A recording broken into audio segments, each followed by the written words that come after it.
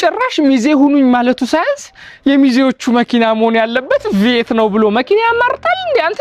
ለነገሩ እሱ አይከፍለው ምን ቸገረው? በምን ቀን ነው ሻልኩት? እንኳን ለሱ ቤት የምከራይበት ይቅርና በእናትህ የቴሌ ብር ደን እንኳን የምከፍልበት የለኝም። እኔ አይደለም ቤት ለመንታ ልጆቼ ቫዝሊን መግዣ የለኝም። እሺ መኪናውን ተከራየን እንበል። ገና ሱፉ አለ እኮ አስባችሁታል?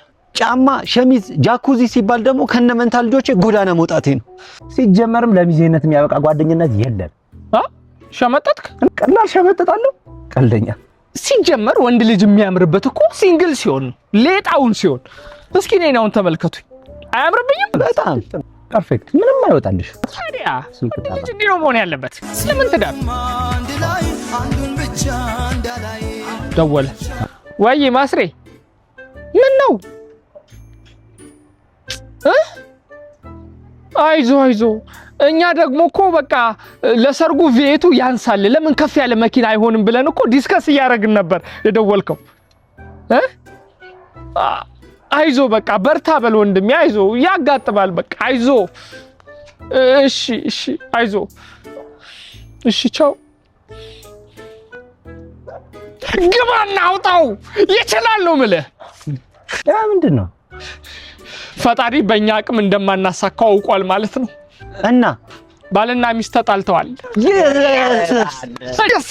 እንችላለን። አራዳድ በቃ ጎዳና እንደማልወጣ አረጋገጥኩ። ቶጣም በቃ እንዴ ምን ሆነ ነው? ይችላል።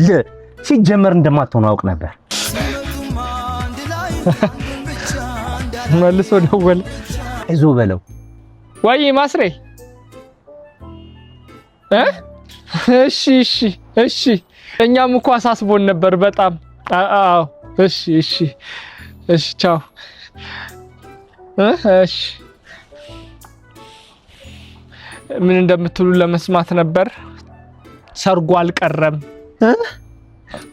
እና ምን እናሉ ጎዳና ትወጣለህ? እንወጣለን።